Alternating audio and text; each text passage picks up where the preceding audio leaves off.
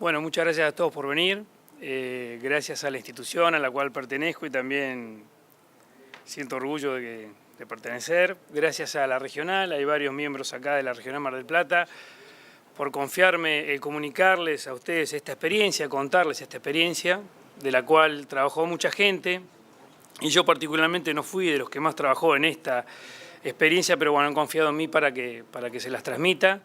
Lo que sí hicimos antes de venir, una reunión entre todos los que habían estado involucrados en esta experiencia de la ordenanza que reglamenta el uso de agroquímicos en General Pueyrredón, para poder transmitirles consensuadamente algo que quede como experiencia para otras regiones, con cosas que hemos hecho bien y cosas que hemos hecho mal.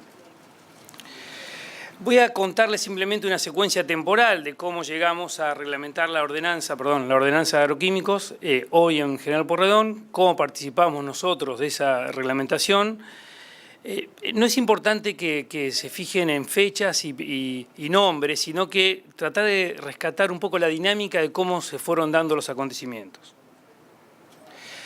Lo primero que pasó es que los ambientalistas, no nosotros, no el sector agropecuario, llevan un proyecto de ordenanza al intendente Katz en el año 2007. Ese intendente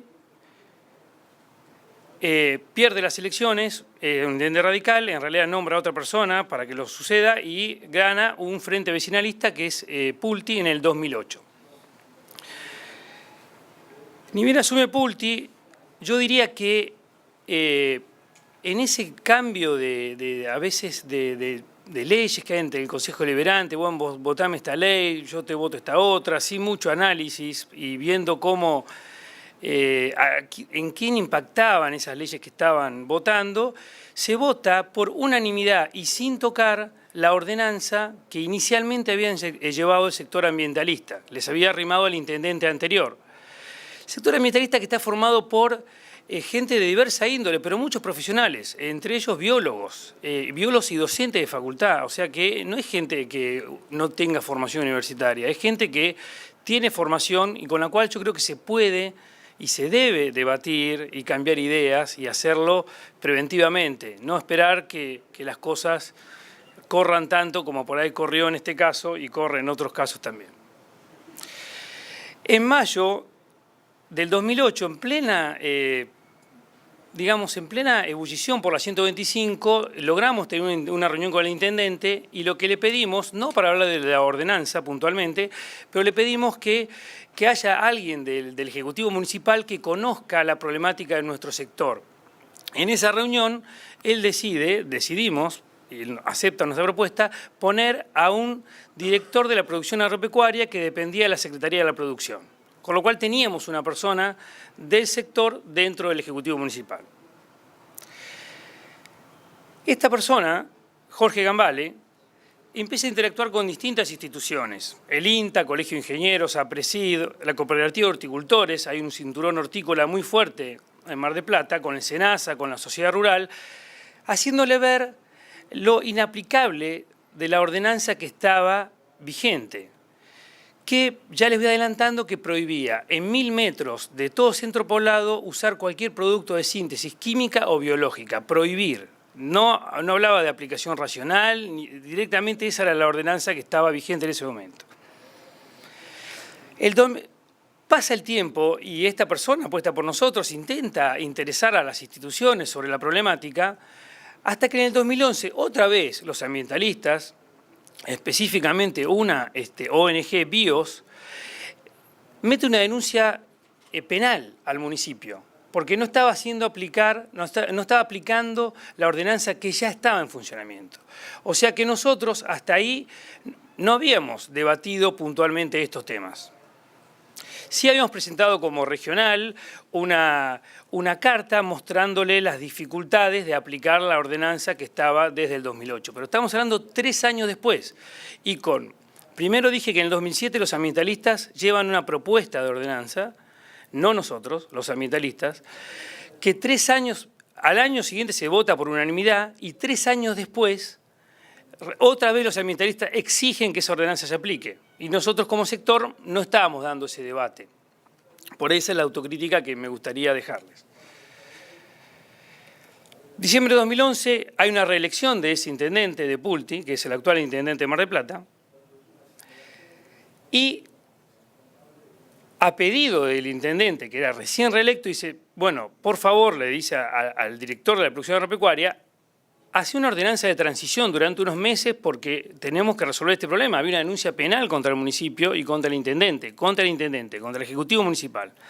Se hace una ordenanza de transición donde primero se eliminaban los productos de banda roja para terminar con los productos de banda verde, pero en un tiempo muy acotado. Esto en noviembre de 2012 terminaba y entraba, digamos, en vigencia la ordenanza del 2008, que prohibía todo uso de cualquier producto de síntesis química o biológica, no se podía usar un inoculante, por ejemplo.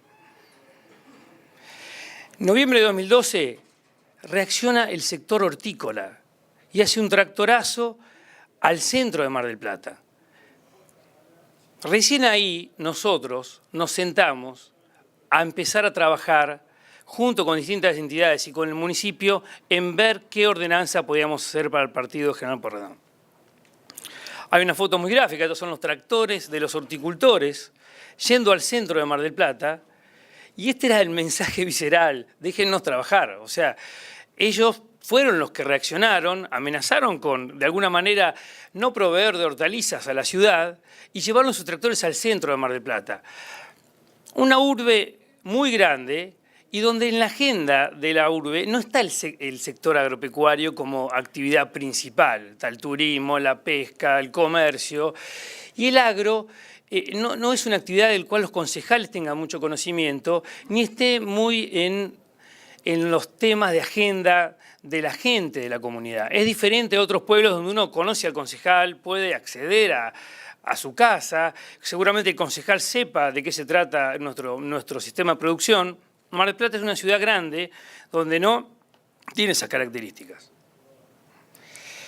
Por lo tanto, lo que hicimos es crear una comisión de entidades integradas por la Sociedad Rural de General Pueyrredón, APRESID, la Asamblea de Pulverizadores, así como hay una asamblea de vecinos que se llaman Paren de Fumigar. Esta es una asamblea de pulverizadores de la zona, el Colegio de Ingenieros Agrónomos de Mar del Plata y la Cooperativa de Horticultores, lo que deciden, que es lo puntual y especial que tiene esta experiencia que se les quiero transmitir, deciden nombrar a un profesional de la actividad privada que tenga el perfil idóneo de escuchar, de saber comunicar, y a un abogado que ya estaba trabajando con los horticultores para que ellos se sienten a discutir con el Ejecutivo y con las distintas legisladores, con el Consejo Deliberante, perdón, las características que debería tener la nueva ordenanza. Perdón.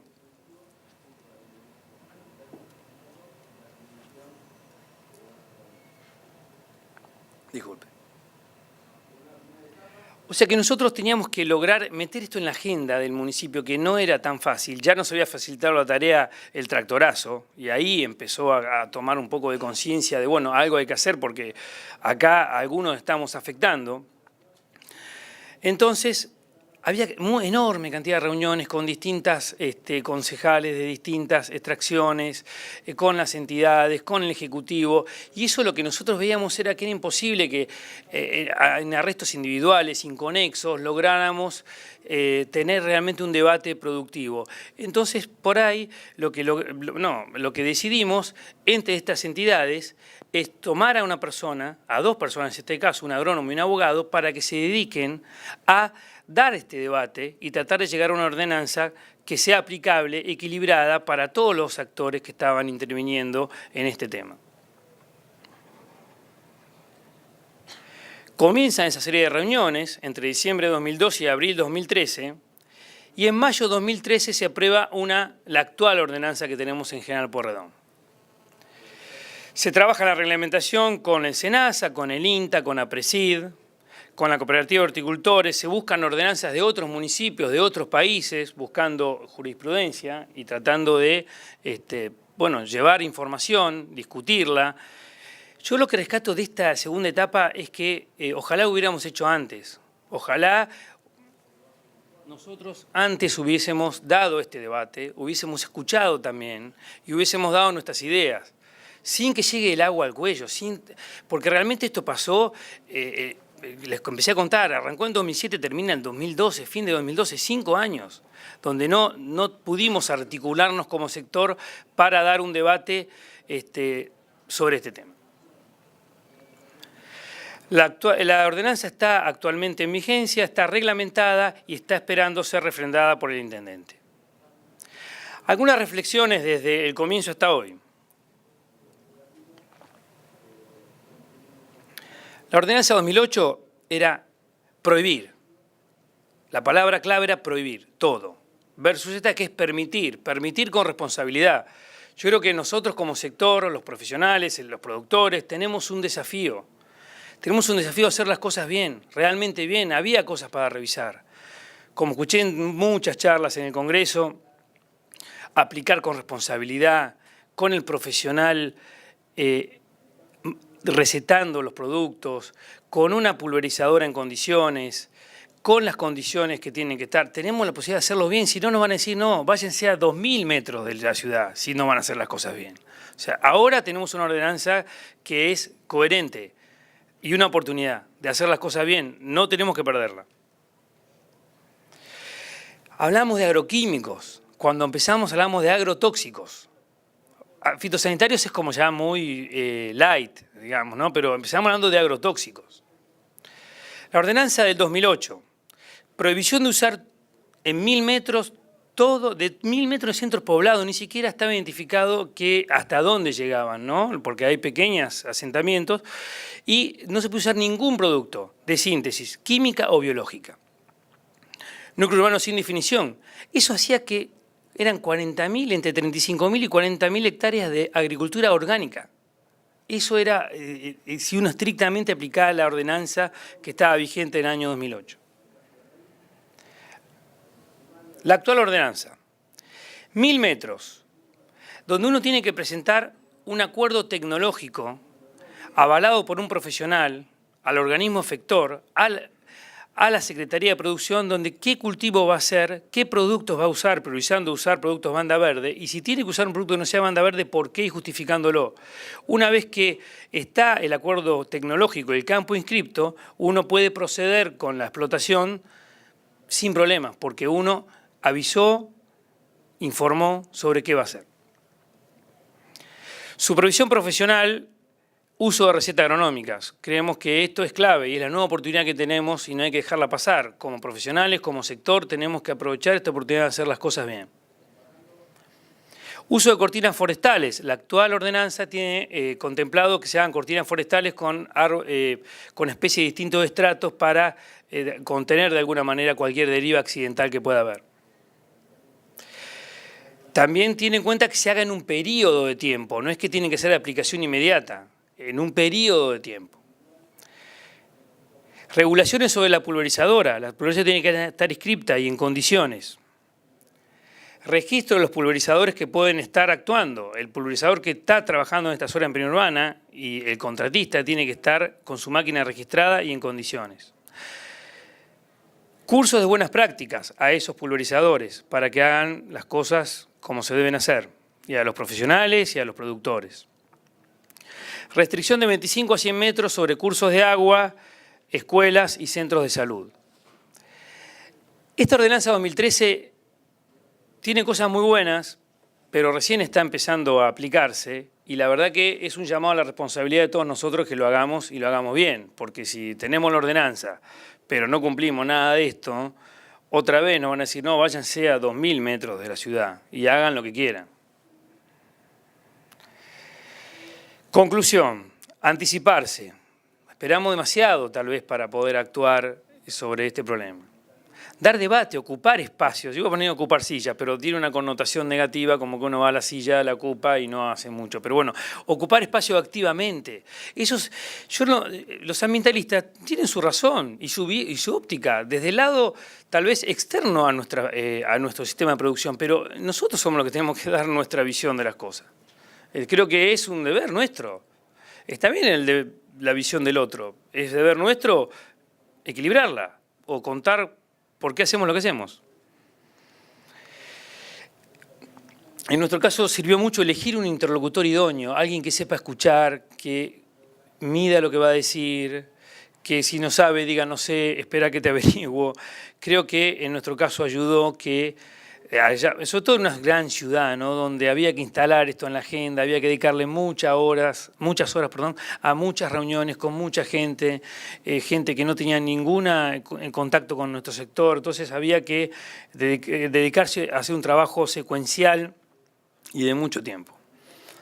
Consensuar discursos, tratar de tener un discurso consensuado, ¿no?, que uno diga una cosa, que otro diga otra. Integrar, interactuar, ¿no?, con los distintos sectores. En definitiva, participar. Yo creo que, bueno, tenemos una oportunidad, la ordenanza está, tenemos una oportunidad de hacer las cosas bien, tenemos que aprovecharla. Esto es cómo liderar propuestas en aplicaciones perurbanas. Yo lo que quise es transmitirle lo que hicimos, con lo bueno y con lo malo, para que traten de que sirva como experiencia previa de otra región para poder anticipar los problemas. Bueno, de mi parte, nada más. Muchas gracias.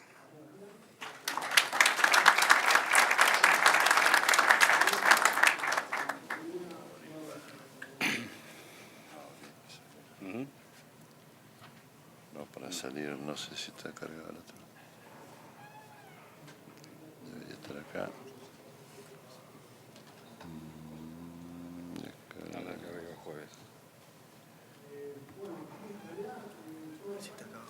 Ahí está. Bueno. ¿Ese es acá? Moro. Esa ahí. Esa. Bueno, ahora, como les contaba, nosotros somos de la regional Guaminí-Carué. En la regional Guaminí-Carué dentro de la regional tenemos productores de muchos partidos de la provincia de Buenos Aires. Y uno de esos partidos es el partido Guaminí, donde surgió por medio de la Secretaría de Medio Ambiente un anteproyecto de ordenanza sobre agroquímicos. Ese anteproyecto se dio lugar a un ciclo de charlas, y en ese ciclo de charlas vimos que la gente que se traía a dar las disertaciones tenían un perfil hacia nada amigos de los agroquímicos, todo era agrotóxicos. Tratamos de traer a alguno desde el APRESID y Sociedad Rural del Partido Guaminí, alguien que hablara sobre la visión nuestra, pero en el resultado perdimos 4-1. Teniendo esta experiencia, en el partido de Carué, que también tenemos productores, decidimos hacer las cosas diferentes, lideradas por Enrique, que ahora nos va a contar lo que se hizo en Carué.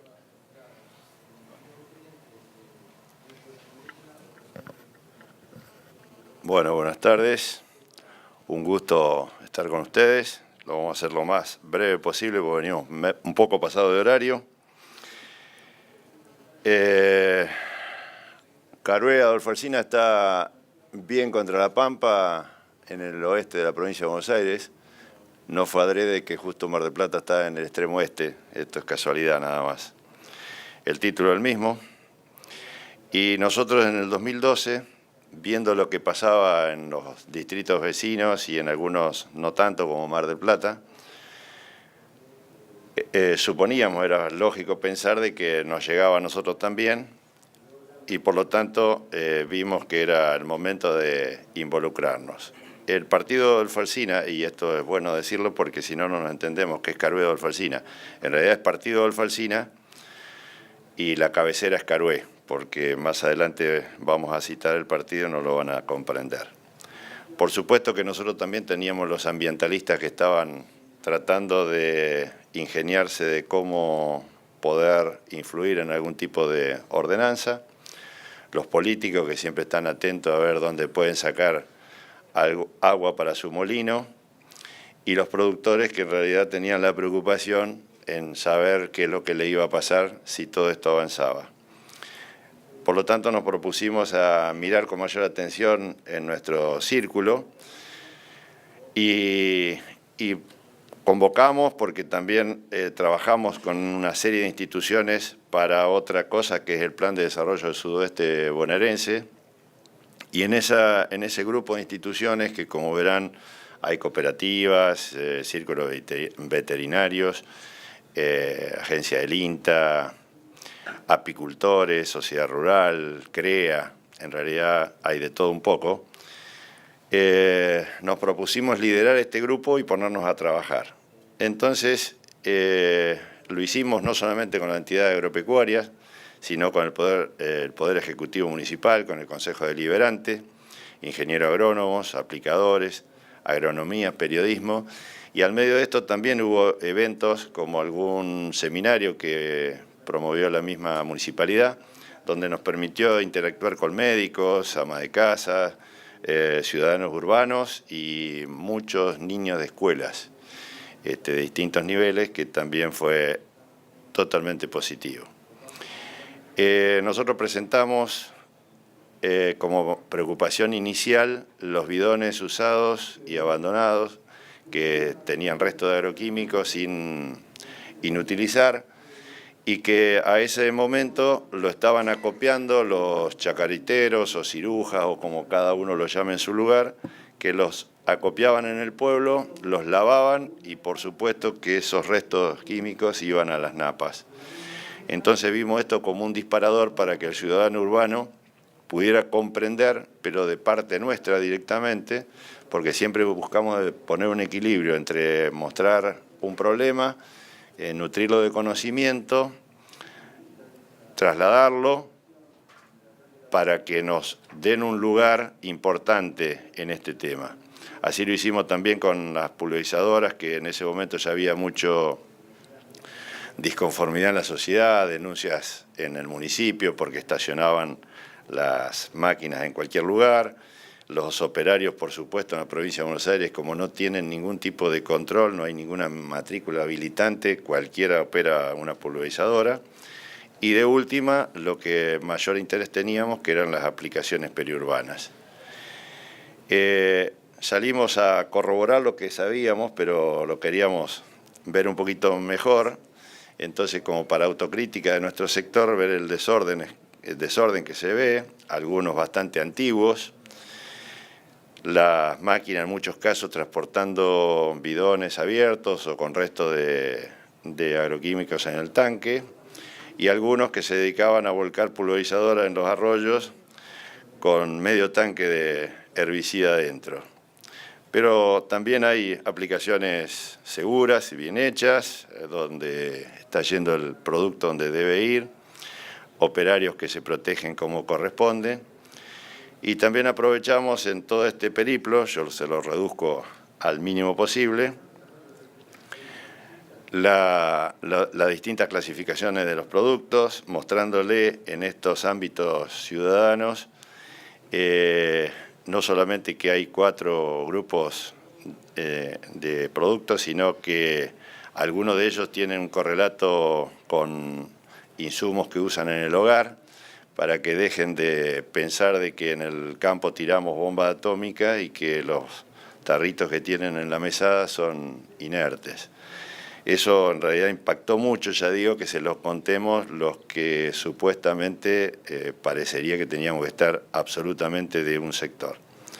También les mostramos que la ciencia y la tecnología ha aportado muchísimo en todo esto, incluso también esto es una fuente del CREA, donde muestra que en 4 décadas, donde se usaban más del 70% de productos de las 2 bandas más peligrosas, pasó al dato del 2011, donde el 90 y pico % son de las 2 bandas menos peligrosas. Aquí es imperceptible el color rojo, a pesar de que está, pero es casi imperceptible. Entonces, esta evolución también es muy notoria.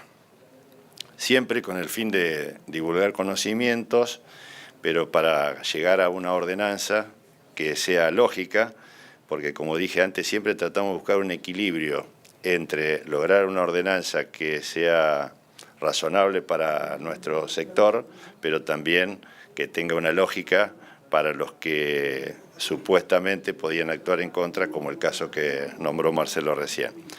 Y también hicimos propuestas, lógicamente.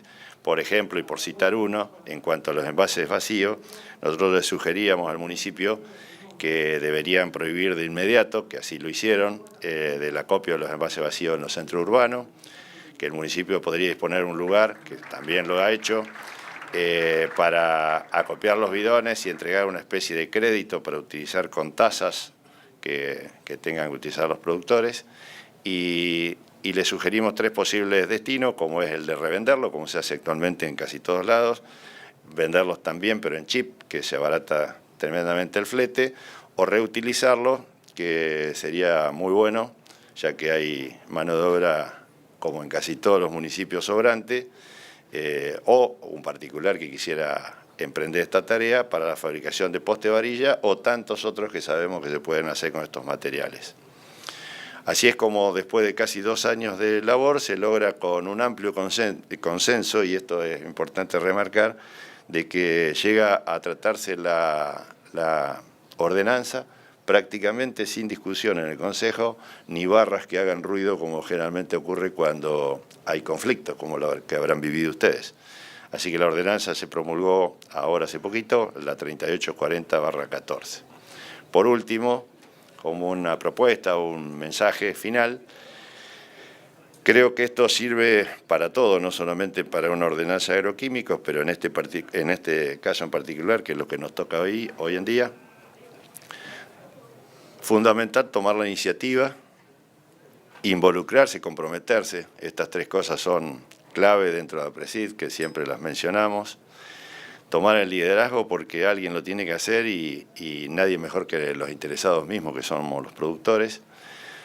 Ser realmente referente, porque también si aquí cae un paracaidista que le viene a hablar de temas técnicos y sociales y nunca lo han visto ni siquiera en la cooperadora de la escuela, es poco creíble. O sea, lo ideal es que lo hagan personas que realmente tienen algún reconocimiento técnico y social como para que tengan autoridad de lo que están divulgando.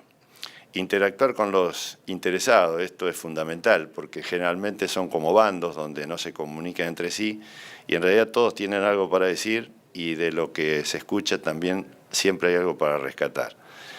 Siempre con propuestas claras, precisas y equilibradas, porque si no, de lo contrario, es una discusión de sordos. Para nuestro entender, todo esto es igual a un objetivo totalmente lograble, hoy con ordenanzas de agroquímicos y así con cualquier otra cosa. Así que pasemos a las preguntas que va a ser más positivo. Gracias.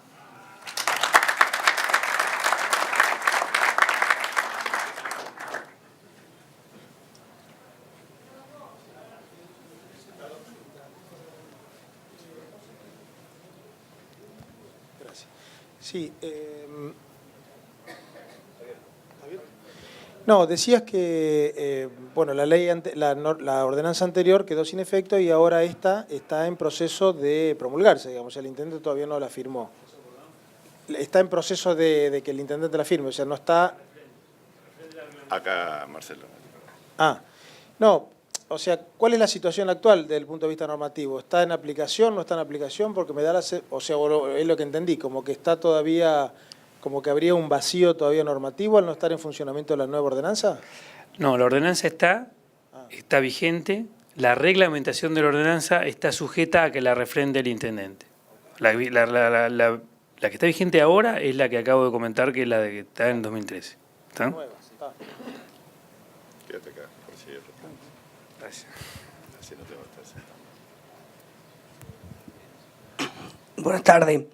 Quería comentarles, más que una pregunta, perdón por la voz, yo soy ingeniero agrónomo de la ciudad de Montecristo y también soy intendente de esa ciudad y me pasó lo mismo parecido a lo que pasó a ustedes en el año 2004. Ya Córdoba tenía una ley provincial de agroquímicos bastante amplia, pero digamos el Ejecutivo Municipal en ese momento existía la prohibición en vez de hacer las cosas viables para ambas situaciones. Y bueno, a partir del año 2008 que yo asumí, hicimos una ordenanza donde se permite todas estas cuestiones, si quieren entrar a la página, la ley 9164 de la provincia de Córdoba, es bastante amplia y creo que la tenemos que copiar. También, si entran a la página de montecristo.gov.ar, también está la ordenanza de agroquímico, donde nosotros trabajamos con todo lo que son una previa de 24 y 48 horas, que tenemos una zona periférica de lo que es de aplicaciones y donde, bueno, aparte de los productos que se pueden utilizar, también el productor 24 o 48 horas antes tiene que entregar la receta fitosanitaria y tiene que, digamos, después con esos bidones terminar esa acción entregando un comprobante de un centro de acopio que ha entregado esos bidones. Entonces ahí se termina de cerrar el ciclo. La Municipalidad de Montecristo tiene una página, www.montecristo.gov.ar, tiene uno de los iconos, digamos, que marca la estación meteorológica. Tenemos una estación meteorológica que si entran ahí, dice si se están en condiciones o no de aplicar. El mismo vecino, al ver esa página, ve que aparece un cuadro, si el viento supera se regula los 15 kilómetros por hora, aparece el cartel no aplicar. Tenemos un ingeniero agrónomo que, digamos, supervisa esos pedidos de 24 horas de permiso de aplicación. Le avisan al ingeniero agrónomo, esa misma estación meteorológica, el software, tira unas condiciones, el ingeniero verifica que se está aplicando en esas horas, esa misma estación tira un reporte de viento, dirección, que es el documento que avala a esa aplicación y, digamos, es más, antes de venir para acá estuvimos hablando con la gente del software y vamos a bajar una aplicación del teléfono, o sea, que no me escuche el secretario de Agricultura que está presente también en este congreso de la provincia de Córdoba, donde la provincia está pidiendo ahora que todas las recetas fitosanitarias sean online y que sobre todo vamos a hacer que la zona periurbana con esa aplicación y ligado al software, si Dios quiere, digamos que tenemos estación meteorológica, va a quedar registrado en tiempo real esa aplicación y con las condiciones que marca la estación meteorológica, el productor va a tener el aval de que, digamos, hizo las condiciones o la aplicación en buenas condiciones. Le digo por qué y un poco porque nosotros venimos, Montecristo, para que se ubiquen, está pegado a 15 kilómetros de Malvinas, Argentina, donde Ciudad de Malvinas está por radicarse la planta de Monsanto. El tema ambiental es muy complicado con la gente de ahí, de la zona, entonces por eso hicimos estas cuestiones para no darle lugar a nada y muchas veces caía gente, es decir, supongamos que hoy uno aplica y con todas las condiciones y no había ninguna certificación de que uno aplica las condiciones. Caía a los 90 días una persona enferma del centro de salud, el médico que decía, vos hace 90 días tenías la fumigación de agroquímicos, tenés problemas de agroquímicos. Y ese productor no tenía ninguna aval para certificar que 90 días atrás aplicó con buenas condiciones. Entonces, toda esta herramienta que brindamos desde el municipio al productor hizo que, digamos, hoy, no, obviamente la intranquilidad siempre está, pero sobre todo son herramientas para nosotros los productores tener protegido ante problemas de demanda o problemas que haya hacia el municipio o hacia los aplicadores o productores. Muy bien.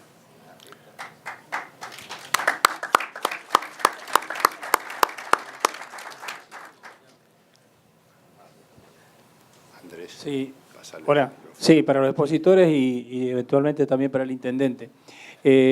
¿Cómo manejan las áreas periurbanas, digamos? Porque por ahí hablan de 1000 metros y bueno, vos pusiste 100 metros y 900 hoy, bueno, supongo que debe haber distintas alternativas productivas para esos lugares.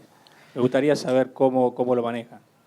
En general, la ordenanza en muchos aspectos tiene, como que es muy nueva y tiene muchas cosas que hay que ponerla a marchar. La idea es que en esos 100 metros se vaya a una producción agroecológica.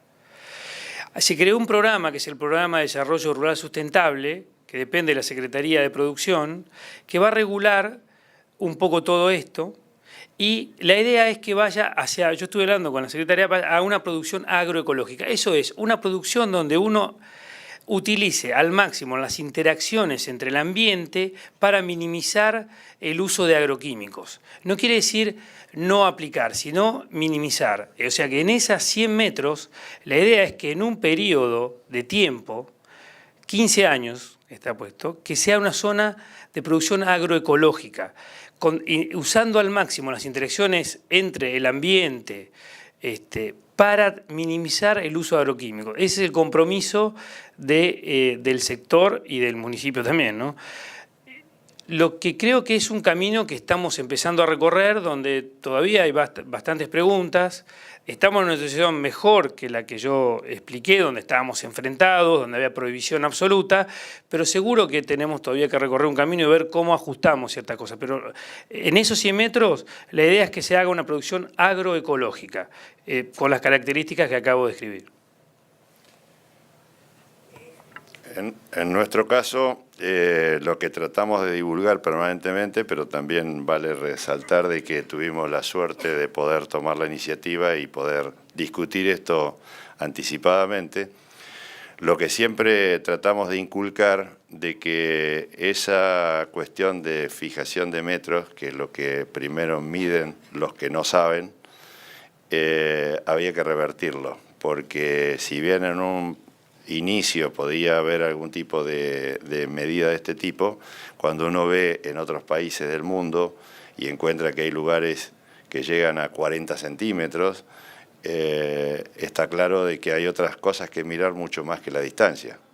Por lo tanto, yo, como esperaba esta pregunta, dentro de esta ordenanza, como verán, en una de las partes se habla de las partes técnicas, que todos ustedes lo conocen perfectamente bien, y cuando vamos a la distancia en sí, hay dos cosas para resaltar. Primero, para los que estuvieron hoy en una de las charlas o taller, no me acuerdo, que se citaba un documento que emitió el Ministerio de Agricultura y Ganadería de la Nación, donde confluyeron una serie de interesados técnicos, todos relevantes por sí, donde fijaron una posición, no es una ley, pero fijaron una posición de lo que se debería hacer, y como era bastante concordante con lo que nosotros veníamos haciendo, tratamos de acoplar algunas cositas que nos quedaban de diferencia para que lo pudiéramos agregar, como cita acá en esta parte, esa sugerencia del Ministerio de Agricultura. Y fíjense que abajo de los 100 metros, donde habla, esta distancia se podrán ampliar o reducir a partir de la evaluación que realice el asesor, director técnico del productor, conjuntamente con la Dirección de Gestión Ambiental de la Municipalidad de Adolfo Alsina. En realidad, ¿qué quiere decir esto? Que arrancamos con 100 metros ya abiertos a que, depende de las condiciones, el momento, más la estación que citaba el intendente recién aquí, que es sin duda lo que hace falta para dejar en claro las condiciones, donde no quede lo subjetivo. Aspiramos a que esos 100 metros puedan fluctuar a lo que sea posible, quizás 50, 20 o 60.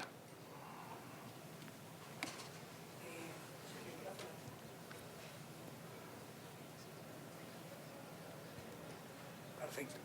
Nosotros trabajamos también un poco con los ambientalistas y buscar acuerdos. Allá el miedo, la excusa grande que tienen el glifosato, entonces nosotros de 0 a 150 metros, mejor dicho, de 0 a 500 son productos clase 3 y 4. De 0 a 150 metros utilizamos todos productos 3 y 4, menos en época estival el glifosato y menos insecticidas. El único insecticida permitido dentro de los 150 metros es el Bacillus thuringiensis. Es decir, algo también biológico, una producción biológica, pero bueno, esas son las restricciones que tenemos 0 a 150 metros, y obviamente cuando hay pegada población urbana, ahí sí se presenta el ingeniero agrónomo, y como recién dije, con toda la certificación, y hasta la policía se avisa porque muchas veces ese vecino llama a la policía, entonces está todo, digamos, avisado todo el mundo, y está presente el asesor fitosanitario que siempre la municipalidad tiene constante.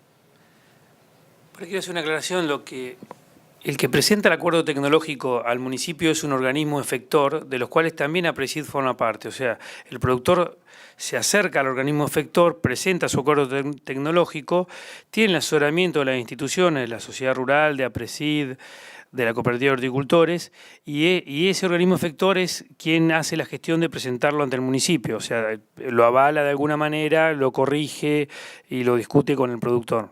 También está bueno estar en esos ambientes donde uno puede estar interactuando con el productor y recomendarle, mira, usa este producto que es igual de efectivo y menos peligroso. Eso también es interesante. Hay más preguntas, si no lo dejamos sin preguntar a la gente. Más si le damos lugar a este tema. Asesores fitosanitarios, vendedores de agroquímicos, vecinos, están dentro, digamos, dentro de la ordenanza. Acá. Buenas tardes. En San Luis nosotros también había una ley provincial que era un mamarracho, inaplicable, y lo cambiamos hace 2 años y quedó algo bastante razonable. Pero ustedes como habitantes de la provincia de Buenos Aires, no sé por qué no tienen una ley provincial, porque lo que sí nos quedó claro en San Luis, que al no haber ley provincial, que los consejos y los intendentes puedan mirar para arriba y encontrar algo, empiezan a improvisar y son bastante peligrosos los consejos municipales. O sea, 2 concejales que pechen un poco te sacan cualquier cosa. Por eso que haya una ley provincial es un paraguas bastante interesante, se suele trabajar mejor a nivel provincial que a nivel municipal, o sea, con más rigor y con más calidad, y también es una garantía o una seguridad para los concejales y más que nada para los intendentes, que dice, bueno, yo hago lo que dice la provincia, entonces ya queda también cubierto políticamente, que es muchas veces lo que más les interesa a los concejales y a los intendentes. Nada es absoluto, dijo un célebre.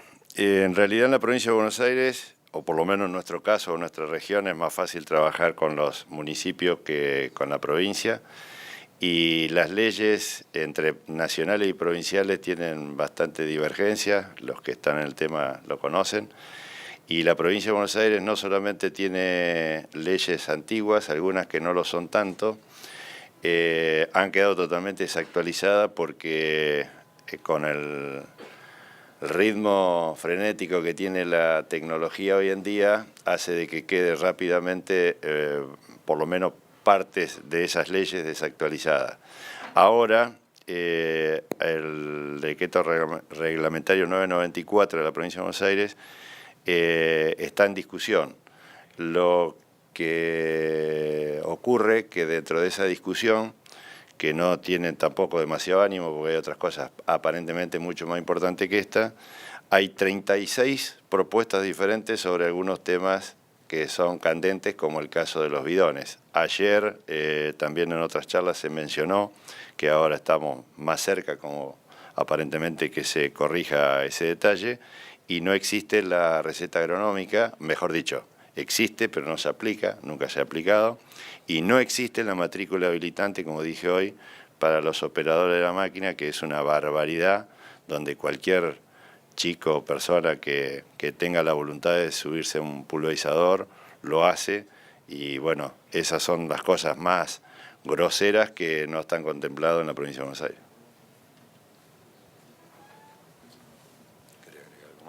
No, agrego que la ordenanza en caso de Mar del Plata sí hace referencia a la ley provincial con respecto a las aplicaciones aéreas, que son de 2.000 metros de centros poblados. En eso sí cita a la ley provincial, y coincido con Enrique que hay todavía muchos agujeros, diría, en la ley provincial y mucha discrepancia. Ahí en la ordenanza de Mar del Plata, mencionaste que usaban cortinas de árboles para el caso de algunas derivas. ¿En qué situaciones pusieron? No creo que hayan puesto el error de tomar de plata árboles. O sea, ¿en qué situaciones usaron las cortinas? O sea, digamos, ¿qué tuvieron en cuenta para esa situación, digamos, para poner cortinas? La ley dice que todos los campos que están aledaños a los centros poblados tienen que poner cortinas con especies de distintos estratos y hay un periodo para hacerlo. Estamos en pleno comienzo. Los productores empezaron a implantar y algunos sectores, bueno, acá hay algunos casos que se ríen porque le han robado los árboles, pero estamos en el comienzo, en el proceso de empezar a implantar las cortinas y sí, la idea es que todos los campos que estén pegados a los centros poblados estén en 5 años con las cortinas implantadas. Lo que va a pedir el Ejecutivo Municipal es que el proceso esté en funcionamiento, digamos que vos hayas empezado con algún sector del campo, tengas un plan, eso es lo que se va a pedir, no es que a rajatabla van a pedir, porque aparte es una cosa que lleva tiempo hacerla, no van a pedir que hoy ya esté la cortina lograda. Esa es la idea. El espíritu es que se llegue en un periodo a tener cortinas en los campos aledaños a las zonas pobladas.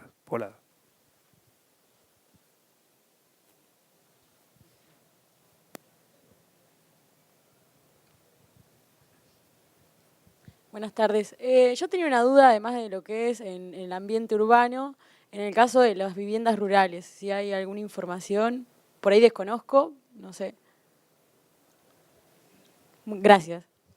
En el caso de Adolfo Alsina, bueno, no lo mencionaba por una cuestión de tiempo, pero sí está previsto tanto sea las poblaciones, las escuelas, los lugares donde se produce la extracción del agua potable para Adolfo Alsina, para Carué, precisamente, y también con los cursos de agua.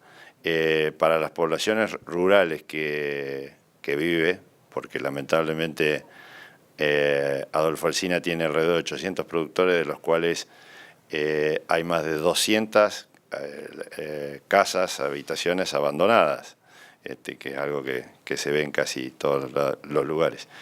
Donde vive gente, el mismo criterio de los 100 metros y el ajuste por condiciones. O sea que el mismo criterio, y bueno, escuela rural el mismo criterio, con la salvedad de que no se puede hacer en horarios de clase. Bueno, también en Porredón está la prohibición de cargar y descargar agua de los pulverizados en cursos de agua. Contempla que se deje una distancia de 100 metros, ahí sí, sin aplicación de lo que son centros de salud y escuelas rurales. Y 25 metros de villas deportivas y otros lugares que estén dentro de la zona urbana, pero ahí sí que no se contempla no aplicar dentro de lo que son escuelas y centros de salud y cursos de agua. De entre 25 y 100 metros. Sí, buenas tardes. Quería agregar lo que ella comentó, de que muchas veces se habla de los centros urbanos y se olvida de la gente que vive en el campo, y si se puede, digamos, tener un cierto criterio para la gente que vive en el campo, las escuelas rurales o cualquier otra situación que se dé con personas en el campo aledañas al potrero que se deba pulverizar, si ese criterio es criterioso, debería ser igual para las pulverizaciones periurbanas. O sea, no porque, o sea, si se puede hacer a 10 metros del patio en una casa rural, se puede hacer a 10 metros del patio en una casa periurbana. O sea, siguen siendo las mismas personas y por ahí se deja de lado o se lucha mucho en las pulverizaciones periurbanas, y creo que si la idea es preservar la vida de la población, debería tomarse igual criterio. Por eso repito, por lo menos si no fui claro recién, que en el caso de la ordenanza de Adolfo Alsina comprende el mismo criterio para la parte periurbana que para una población rural. Y un detalle que no lo han consultado, pero que seguramente le puede ser útil para alguien, porque es un conflicto que lo escucho frecuentemente: ¿dónde está el límite de la parte periurbana? Digamos, ¿dónde empieza? Porque todas las ciudades que conozco tienen irregularidades, cuál es la última casa, no la última casa. Lo más práctico es tomar hasta donde el municipio brinda los servicios. Y eso no da lugar a ninguna discusión, porque si el municipio no presta servicios, se supone que no está dentro del centro urbano, o viceversa. Así que esa es la mejor forma de delimitar en un pueblo, en una ciudad, dónde comienza, dónde termina. Yo tengo una consulta. En el caso del lavado de las pulverizadoras, ¿hay alguna estrategia o algo recomendable como para que no se contaminen los arroyos cercanos al pueblo o cosas así? ¿Te referís a la parte técnica del pulverizador en sí o de la ubicación donde se lo hace? No, de la parte técnica. Bueno, supuestamente, como todos sabemos, existen distintos sistemas, pero siempre con el lavado, hay distintas formas, pero si querés la más sencilla que se usa y que aparentemente anda bien, acá seguramente hay muchos más técnicos que yo, pero con cloro sería suficiente con el triple lavado del tanque. Claro, mi pregunta iba a qué pasa con el agua que se desecha, digamos. En realidad para empresas o empresas o productores que lo utilizan mucho, lo ideal sería tener piletas de decantación o algo más sofisticado. En general sabemos que el productor, el que tiene el pulverizador para su uso propio, generalmente lo lava y va al piso. Que esté bien, seguro que no. ¿Cómo controlarlo momentáneamente? Tampoco creo que podamos llegar a discutir eso cuando tenemos realmente cosas groseras para ir cubriendo anteriormente, como por ejemplo el operario de ese mismo pulverizador que estamos poniendo como ejemplo, donde es normal verlo trabajar sin ningún tipo de protección, ni hablar que en muchos casos fumando, o van a merendar o tomar mate sin lavarse las manos, o cosas tan groseras como esa, que sin duda habrá un escalonamiento de cuestiones que se irán abordando y ojalá cuanto antes se llegue a la que vos decís. Sí, yo quiero agregar una cosa, que a ver, por ahí no es exactamente el ámbito, pero ese producto del lavado de la pulverizadora, ese caldo diluido que queda dentro del tanque, debería aplicarse sobre el mismo blanco donde uno está pulverizando, ¿entendés? Ese resto de agua va al mismo cultivo que vos estás aplicando, no va a la alcantarilla, ni va a la zanja, ni va otra vez a un curso de agua, ¿se entiende? Eso es lo que hay que hacer. Ahora, entre lo que habría que hacer y lo que se hace hay una diferencia, y lo que tenemos que tener es un marco legal que diga qué se debe hacer y castigar al que no lo hace. Eso es lo más importante. Lo que estamos hablando en esta charla es cómo tener un marco legal para que nos diga qué es lo que tenemos que hacer. Que no digo que es siempre lo que se hace, pero tenemos que tener un marco legal para hacerlo, y lo que es técnicamente correcto es aplicar ese caldo diluido, producto del lavado, en el blanco que vos estabas aplicando al tratamiento. Y te agrego que eso es parte de las buenas prácticas que hablan en ese punto. Las buenas prácticas dicen que hay que hacer eso.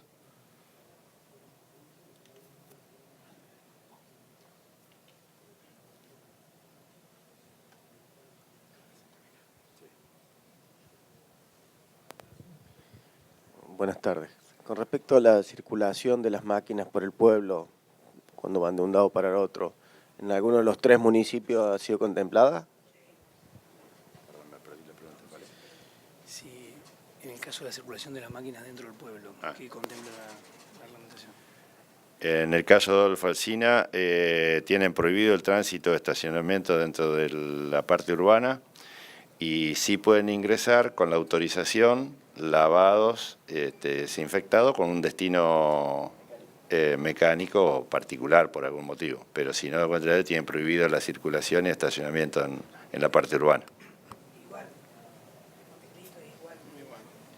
Hay que, digamos, puede ingresar a la localidad solamente para reparación o guardar a un taller, si yo guardarlo. Gracias. En Montecristo lo pueden ingresar a la localidad siempre que pidan permiso y que tengan el equipo lavado, desinfectado y para una reparación, algo así. Pero igual que lo que dijo recién. No, porque si tiene que ingresar el taller... Pero pasar de la punta de la 19 para un lado para el otro, de Arroyito, el lado de Arroyito para el lado de Córdoba. No, puede pasar, circular, es decir, por la ruta puede circular normalmente, no hay problema, pero dentro de la ciudad, si tiene que ingresar adentro de la ciudad, ahí lo tiene que hacer, obviamente, lavado y que no haya secuela de agroquímicos, ese es el tema. Bueno, agradecemos a Marcelo y Enrique y les agradecemos haber venido a esta charla. Y si les interesa el tema, les recomiendo una charla que vean por internet, una charla que hubo con un doctor cordobés en la sala de Intacta, me parece que fue, que con un ambientalista, que hubo diferentes posiciones y me parece que si les interesa esto fue una muy buena charla. Muchas gracias por acompañarnos.